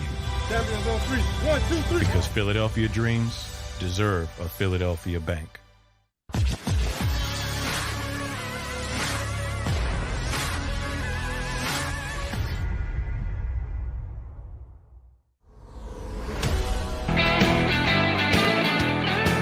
Got Mac and Mac, McMullen and McDonald here with you on Bird 65. We had another guy who sits in the host chair from time to time, does an outstanding job for CBSSports.com, and very wisely chose his Philly shirt today rather than the Sixers shirt. Yeah, baseball's back. We haven't mentioned that. How about that? Back. I had to bring it on to that. Yeah, I know you, Kerr. You were thinking about wearing the Sixers shirt until they got their asses kicked by 29 points, and you said, "Give me that Philly shirt." You know what? I break down that game 2 reasons. When the team shoots over 60% and our team shoots under 30, they're going to lose by 30. Yeah. I don't know who the pander in chief in Philadelphia. Typically it's Nick Sirianni, but now I might have to say it's Jeff Kerr. Come on, the Phillies, the Sixers shirt. Come on. Well, I don't have a Sixers polo. I will say that. I invest in the James Harden-esque jerseys, but I don't. All right. So, but I don't have any stuff, at least that I normally wear. I'll say that. You want to keep that Harden jersey in the closet for another couple of days so he comes out as a respectable game again, because that was embarrassing. Oh, he was terrible last night. He just looked disinterested. I was completely shocked by how he played last night. I know he's come up short in a lot of those big games before, but last night it's one game on a Thursday night. Well, that's how I look at it. It's a Thursday night. As our colleague Devin Caney said, just move on. But that's the thing about Harden. He can look disinterested and get 28. That's just the way he plays. So I'm not going to worry about it. But he stunk. He couldn't throw the ball in the ocean. All right, Jeff Kerr, here's where I want to start with you. I started here with Michael Kaye, same with you. Should Philadelphia fans be worried that Russell Wilson said, "Thank you, no, Philadelphia"? That Deshaun Watson may well say, "Thank you, no, Philadelphia"? Has Howie Roseman not done a good enough job to build up this roster that a star quarterback would go, "Yeah, add me to the mix of that team, and we've got something cooking"?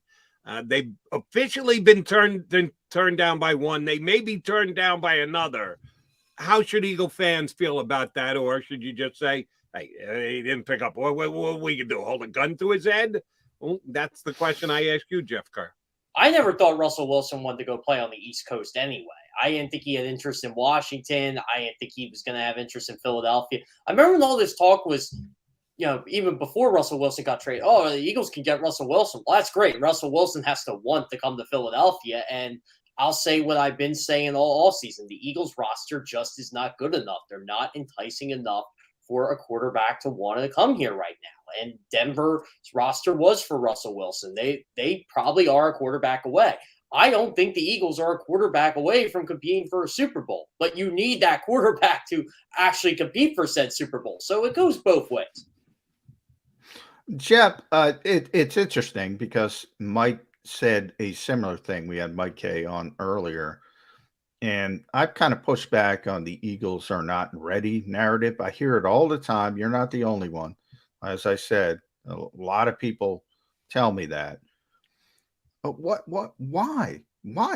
I mean, this is a quarterback-centric league, a quarterback-driven league.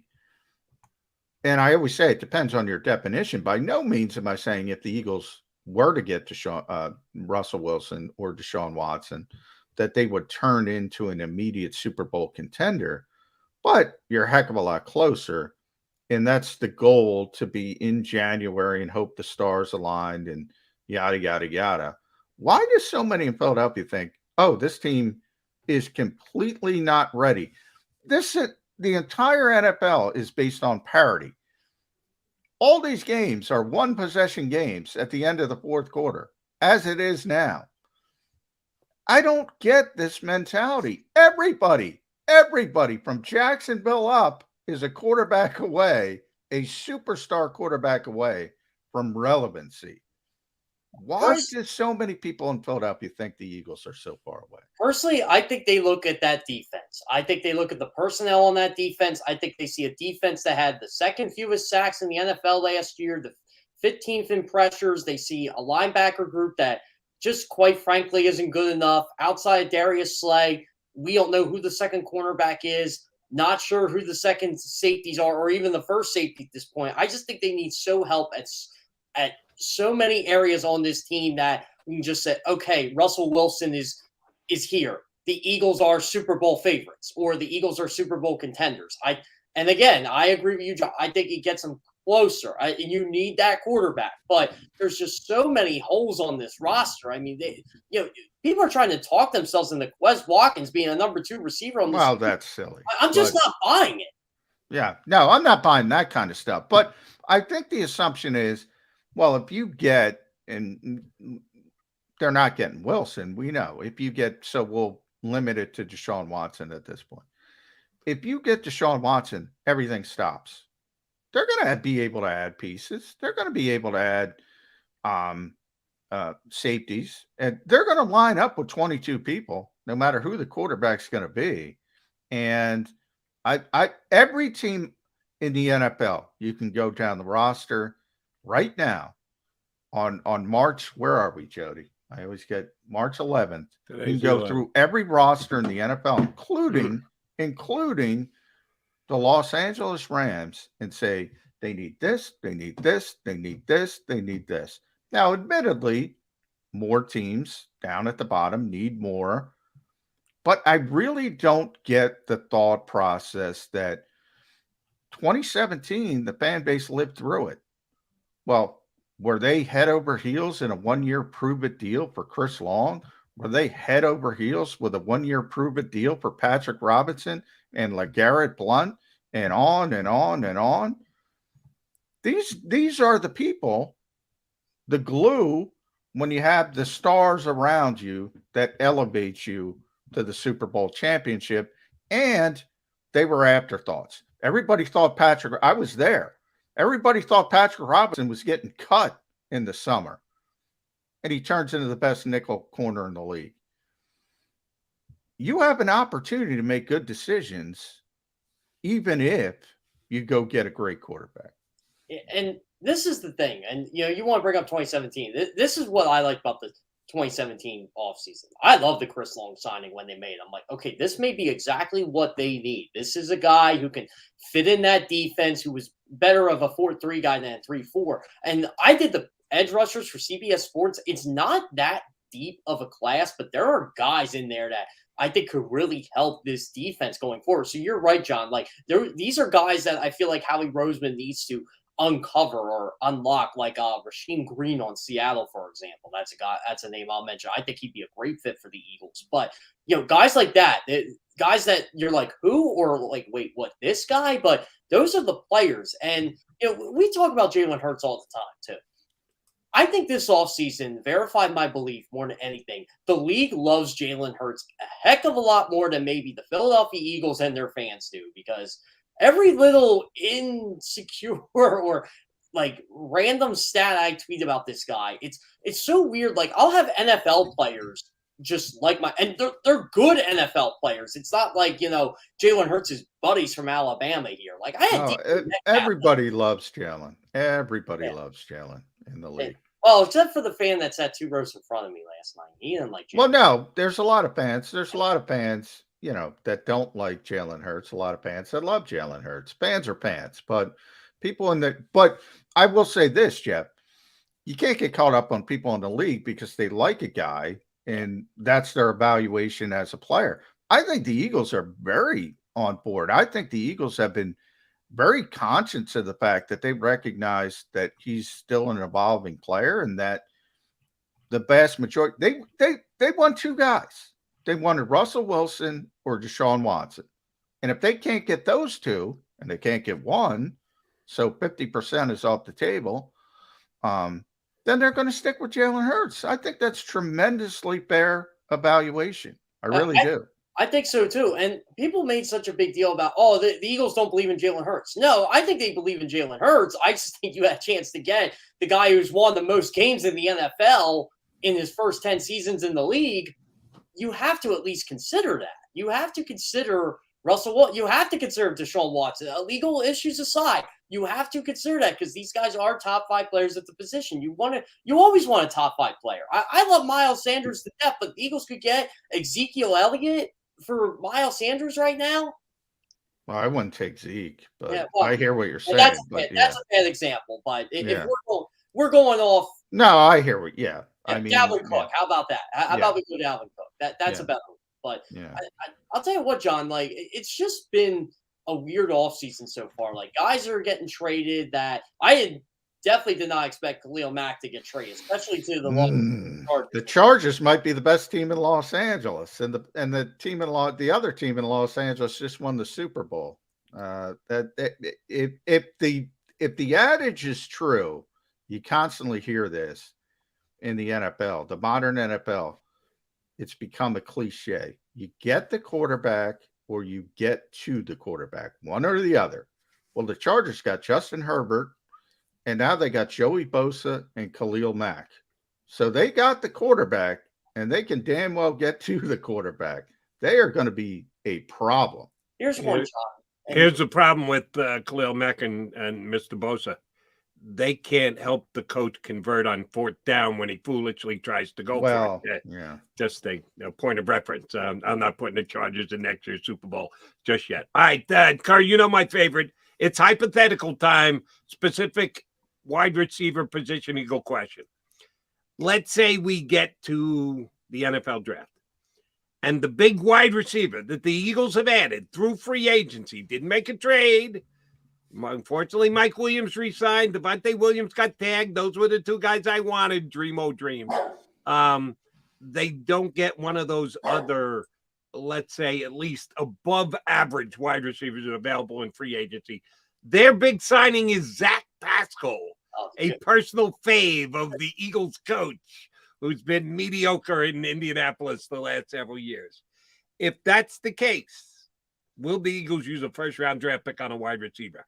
If they keep 1, 2, 3, better chance with 3 than if they only keep 2. But will Howie Roseman, if he at best hits a dribbler single to first base by signing Zach Pascal, no ringing double, no out of the ballpark signing, will the Eagles use draft capital on a wide receiver, as in first round for the third straight year? I think they will. If it's just Zach Pascal, I think it's going to be more than Zach Pascal. If that just happens. Okay, then tell me who they are going to sign, since you know, Mr. Hypothetical. I don't know. You're playing my game. I like it. Tell me who it is. What above Zach Pascal level wide receiver are the Eagles signing? Why don't they go and try to be creative here and go get Juju Smith-Schuster? They need a wide receiver in the slot. How about a guy like DJ Chark, who I feel they can get cheaper than what his market actually will be? It should be higher, but again, with the Urban Meyer debacle last year and his injury, I mean, those are two guys I would like to look at. I'd even just even call Allen Robinson to see if he's interested. I don't think he would go to the Eagles, but there are guys you can call. I feel like, though, Jody, their best way to get receivers in the trade market, and we all heard the Calvin Ridley stuff. I mean, they got to be interested in one of those available receivers. I'll tell you what, Joe, I can see the Eagles be as underwhelming as they could be with this and still draft a receiver. They'll draft guys like, they'll sign guys like Byron Pringle, Zach Pascal, and you'll just be like, well, what are they doing here? Yeah, they're deeper, but they still need that impact guy. But I feel like they have to get, if they get a Zach Pascal, they have to get another free agent, or it's definitely going to be in the higher rounds of the draft.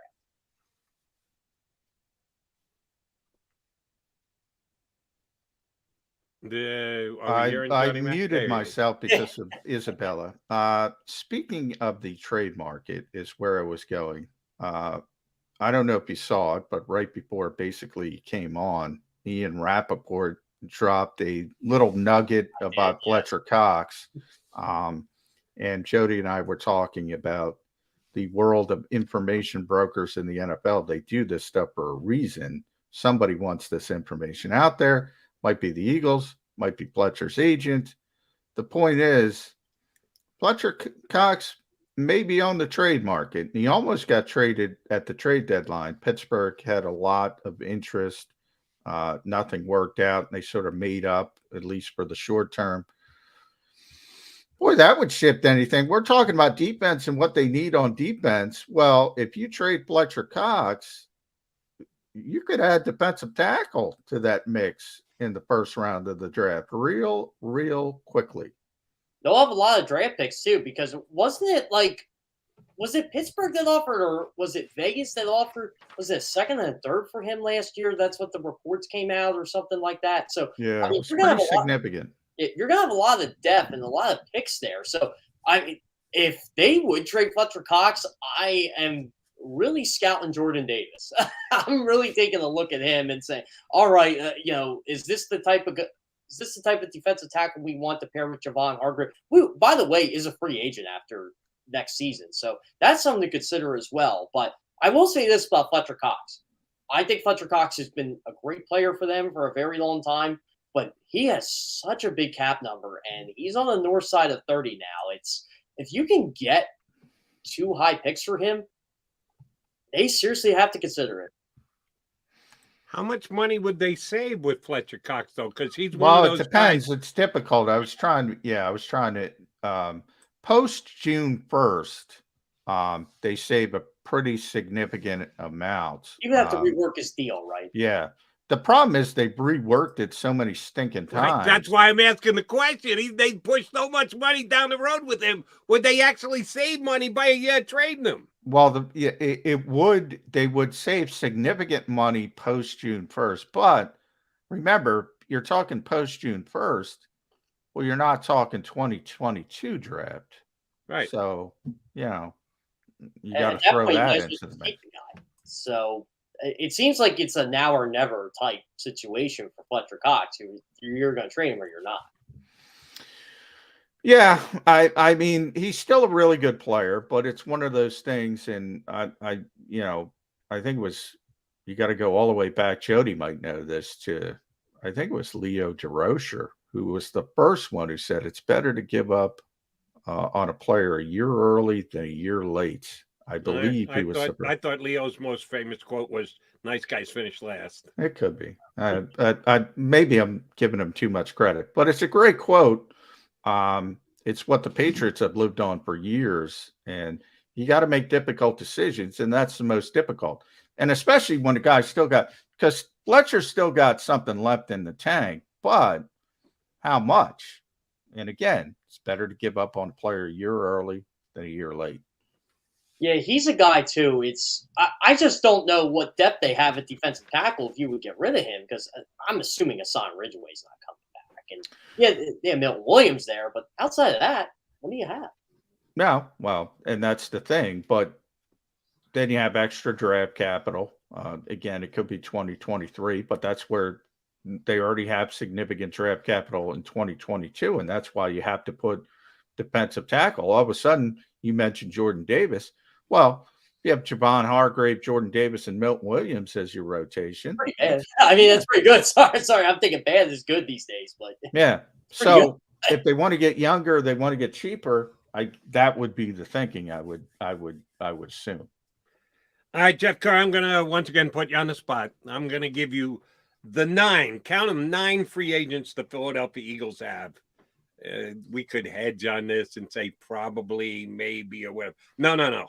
Jeff Kerr, yay or nay, they will be retained and re-signed by the Philadelphia Eagles. We'll go through the 9 quickly. Ryan Kerrigan. Nay. Nay. Yeah. Start with a layup. You should get him on Birds 365 more often and get the streaming views up. Jason Kroom. No. I don't think so either. All right, Anthony Harris. I would bring him back, yay. All right, the question is, will the Eagles bring him back? You can please add, if it were me, I'd bring him back, but I don't think the Eagles are. I don't think the Eagles I say yes, Eagles say yes. Which is it?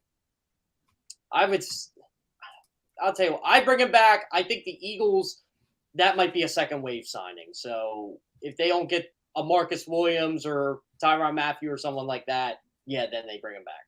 Fair enough. Steven Nelson. Nay. Yeah, see, I say yay. I would. I don't think the Eagles would. I think his market's going to be significantly higher. I'm a bigger Steven Nelson fan than most. Jordan Howard. Nay. I'd probably have to end up with nay, but I'd like to say yay. Jannard Avery. Nay. Hassan Ridgeway. I think you already. I already gave you that. You already committed on that one, so I knew the answer to that. Derek Barnett. Hell no. How's that? Very good. Derek Barnett is Did you guys see my colleague Pete Briscoe ranked him the 32nd best? Yeah. Hey, Jimmy Kempsky said 3 years, $27 million. If anything, I think it might be a little low. Edge rushers get paid. He's young. They do. Sam Hubbard got paid a lot of money, and the Bengals are looking like a steal right now. Derek Barnett is the only one on this list that Jody is giving you that could potentially get the Eagles a compensatory pick. However, the Eagles are probably going to sign too many free agents, so you don't have to worry about that anyway. Yeah, I would agree with that. All right, Rodney McLeod. I'd love to say yay, but nay. Really? So how many yays did you have? I literally just had to do a couple weeks ago. If there were any players the Eagles would retain or franchise tag ahead of the franchise tag deadline, I'm like, the Eagles. Well, they already got it done early. The extensions were that. Jody and I have talked about Dallas Goedert, Josh Sweat, Jordan Mailata. Yep. They identified Avonte Maddox wouldn't have gotten a franchise tag, but they have already identified the players they really wanted back. Now they're going to bring back somebody. Jason Kroom, for instance, he's rehabbing from his ACL. They might bring him back at the minimum to compete. Rodney McLeod, I think they're going to bring one of the safeties back. Probably Rodney. Harris over McLeod, but that's just me. So do I, but I think they prefer Rodney. But I would agree with you, Jeff. I would prefer Harris. Rodney's such a leader in the locker room. I think that plays into it as well. I love the guy. I just think his time in the NFL is unfortunately on the downturn. Jody's a big Steve Nelson fan. I think that depends on his market. If it's 1 year again, they'll bring him back. Why not? But if he gets 2 years, 3 years somewhere else, he's going to have a better opportunity. So they're going to feel that part of it out. The more interesting part to me is the restricted free agents, because so that's what I want to ask you, Jeff. Who are they going to tender The number is just over $2.4 million. Doesn't sound like a lot, but that's a lot for a backup. And the Eagles' restricted free agents are Nate Herbig, Boston Scott, Alex Singleton, and there's a fourth. I'll try to look up. I'm trying to remember who the fourth one was too. I would tender Nate Herbig, but that's just me. I would definitely tender Nate Herbig. Oh, Greg Ward, Jody's guy. Yeah, that's right. I'm surprised Jody didn't yell that one out. Yeah. I've resigned myself to the fate that Greg Ward has played his last Eagle game. I don't know if that's the case. Yeah, but they're not going to. I like him on this team. They're not going to tender it. They're not going to tender because you can still remember if you don't tender guys, you can still work out a deal for the veteran minimum. And that's where I think the Eagles are going to go each way with those four players, perhaps with the notable exception of Herbig. But it kind of is about a value. Do you really want to pay your backup guard $2.4 million? I don't know. It's a difficult decision. These are small decisions, but they're difficult decisions. There's no way you can tender Boston Scott. I love Boston Scott. He's going to be your third string running back. You can't pay your third string running back $2.4 million. That's can't do it. You can't do it. And I'm sure Boston Scott will have a market, but I would just go back. If I was Eagles, I'd be like, hey, you know what? We want to bring you back for just not giving you $2.4 million to come back. Yeah. So those to me are the more difficult decisions. The unrestricted free agents, they already made their decisions with the guys they wanted, and then they'll feel out the market. As I said, does Steve Nelson get 2 years? Blah, blah, blah. They're not going to bring Derek Barnett back because he's the most hated man in Philadelphia, as Jody and Jeff have both mentioned. I don't know. There might be more hated people than Derek Barnett. Yeah, well, Ben Simmons, but he's out of Philadelphia. Let me get on the record just so I can defend my position. If Derek Barnett gets a 3-year deal, I will say in 2022, Steven Nelson will be a better football player. Use Pro Football Focus, whatever you want to use. I'll give you my own personal. Steven Nelson will be a better contributor to whatever football team he lands with than Derek Barnett will already was, though. Whatever team he lands with. And Steven Nelson is not going to get Derek you can Barnett. make that argument last year. He was a better player than Derek Barnett last year. It definitely was. Yeah, it's one of those things where, and Steve was very disappointed. I mean, that's the whole thing. He thought he was going to get a lot of money, and for whatever reason, it's very weird the way the NFL does business. And you get to a certain point, and you're only getting 1-year deals, and unfortunately, it seems like Steve Nelson is that point. And then position plays into it, as I said with Derek Barnett. Derek Barnett's getting paid because no really good edge rushers hit the market at 25. Yeah, and everybody gets desperate. This is, John, one of the better. We And always it talk is, about yeah, the quality it is. of the draft class. It is. We talked about it earlier with Mike Kaye about the quarterback draft class. This is one of the best edge rushing draft classes we've had in years. If I got a choice between drafting a rookie and or going with a veteran, Derek Barnett, if I'm team X, not the Eagles, any one of the other 31 teams, give me that rookie edge draft guy that I don't have to pay for years. Then Derek Barnett, who I got to overpay? No, thank you.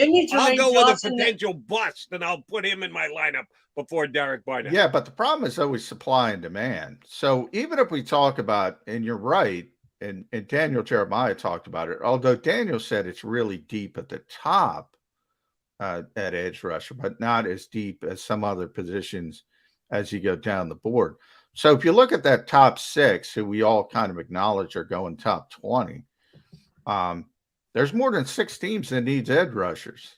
And that's where they got to get them somewhere. And that's where the free agent market comes in. This was something when I was watching the combine last week. I actually said to myself how embarrassed I was. I could not pick who the top running back was in this draft class because there's not. Well, a running back taken the first round. There's not going to be a first round pick, but that's a position that it's interesting you bring that up. That should be a position where the Eagles should be able to get Jordan Howard's replacement day 3, 4th round. They should be. There's a bunch of big physical backs that could play his role. I'd like the kid from Alabama. Now, I don't think he's going to go. Brian Robinson. Yeah.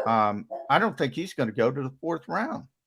Oh, Mechie, the other receiver from Alabama, he had the torn ACL or MCL. It looks like he's going to be back in time for the start of the season. I thought he was going to be an easy 2nd, 3rd round pick before he got injured. Now I'm hearing maybe day 3. I'm like, that's really low for him. Some team's going to get real value for that guy. I'm a Mechie guy too. If he falls and somehow the Eagles add him, like the year they took Watkins, that'd be a great pick, great value pick for them. All right. How involved do you think the Eagle coaching staff is going to be in the upcoming draft? We know they're going to have their say for free agency because they're all NFL guys. They've done this before. They've been in the position to evaluate other players and advise Howie Roseman how they would fit into their schemes and the like. We certainly know they're going to have major sway in what the Eagles do via free agent. How involved do you think they'll be in the draft? Because this is a first as a full-time, got a year under their belt staff advising in the draft. We know this is Howie's baby. How much sway do you think Sirianni and his defensive coordinator have in the draft day proceedings of the Eagles? Days, I should say. If you care about the defensive coordinator enough, and Howie Roseman had said, we're basically running Jonathan Gannon, you listen to Jonathan Gannon's input on what he needs to succeed on the defensive side of the ball. And I think you got to take his input in here. I think Jonathan Gannon needs better off-ball linebackers. I think he needs better edge rushers. He needs safeties. And I would take Jonathan Gannon's word into account. And look, Nick Sirianni is no fool here. He definitely knows how to pick talent. I think Shane Steichen really knows how to pick talent. I think Jonathan Gannon knows how to pick talent. But Howie Roseman has to let these guys do that. He has to listen to their input, bottom line. I think all you have to do is go back to last year's draft in the 3rd round and the Howie Roseman, Tom Donahoe, kerfuffle. Tom wanted Ali McNeil and Jonathan Gannon wanted Milton Williams, and they went with Milton Williams. And so that tells you at least. But I will say this about the NFL in general. The coaches have more impact as it goes down the board than up the board. In other words, more impact 2nd, 3rd, 4th, 5th, 6th than they do. That's how they got Jason Kelce. It was more of a Howard Mudd recommendation. Yeah, than they do 1st round. And, 1st round, you're going to get what Howie and Andy Weidel deem necessary, would be my guess. It's not exactly the worst thing in the world. Jeff Kerr, last thing. What are you doing tonight? Phillies yet. Sixers played last night. Flyers won last night. Are you just going to sit down and punch out about 8 or 9 articles about the NFL? I actually do work tonight, so I had no plans for tonight. I got bowling tournament this weekend. I got AAU tournament next weekend. What are you bowling these days, Jeff Kerr? How intimidated should I be when I step up to that lane and I ask for the bumpers? What'd you shoot? 738. Wow. Bowled for first place. So my team bowled for first place. Now, average game, what are you rolling? My average is in all 3 leagues is 210. 210. I can't even get the 210 with the bumpers. I can't count. I can't count the 210. How the hell am I going to bowl 210? I want to see Jeff Kerr versus Nick Fierro. Nick would beat me. I think Nick's got a couple more 300s than I do. I think Nick would beat me. Fierro's a bowling guy too. I know he was a golfer. He's a bowling guy too. Fierro was a pro bowler. A mutual friend that I bowl on Monday nights bowls with Nick. He bowls with Nick in the summer. So he was a professional bowler. I did not know that. Nick would learn something every day here on Birds 365. I learned from Isabella today. I learned a little from Kerr, a little from Kaye, not much from McMullen, but I'm going to listen to what you just learned about Nick Fierro from McMullen. Yeah, there you go. That's what we like to hear. JK, thanks, buddy. Always a pleasure. Appreciate you coming on board. Have a good Friday night wherever your trails take you. We'll get you back here soon enough. Right here on this computer. That's where my trails will be taking me on. That's Jeff Kerr with his Happy Phillies jersey on. He's glad baseball is back. We're coming back. We got one more segment. Going to put a bow on the show. Go for the midnight dares. Go for the memories. Go for the view that goes on forever. Go for the bubbles in your bathtub and in your drink. Go to bed whenever you want. Or don't. Go for him. Go for her. Go for the win. Go to Ocean Casino Resort. Book your trip at theoceanac.com. At Stateside Vodka, every new customer gets the world's best rocks glass. Free. What's that? A rocks glass? You're telling me that bottle is cut in half? You could say that. Holy shit. And you're telling me I can get one of these glasses for free? That's right. One free rocks glass per customer with each first-time purchase of Stateside Vodka. So good, it just disappears. Imagine for a moment that you went to work today and when you came home, you were catastrophically injured. Your life and your family's life. That's what happened to union construction worker Mike Little. I was scared of what the end was going to be, but to be 100% honest with you, I knew I was going to be all right just by talking with Brian. In my heart, I just knew everything was going to be all right. Call the firm and find out why they say, "We got this." Call 215-458-2222.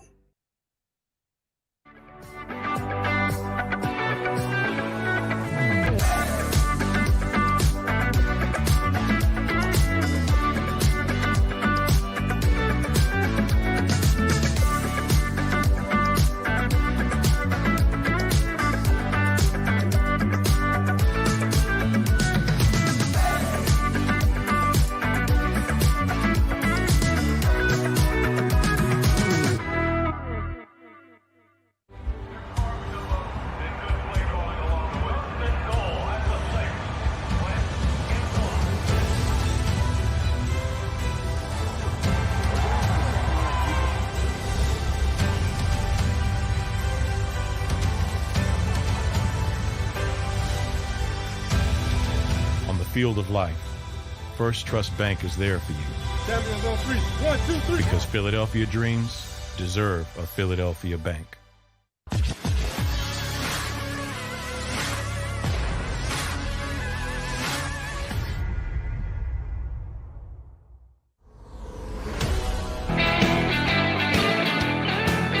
Mac guys, running out of time for a Football Friday. Looking forward to our Mac get together on Monday. Because free agency will just about be underway. Ooh, or should I say legal tampering? Which Johnny legal Mac tampering. Don't do that. The NFL's not signing off. You created that, McDonald. That's you and right. your other media members made that up. That's true.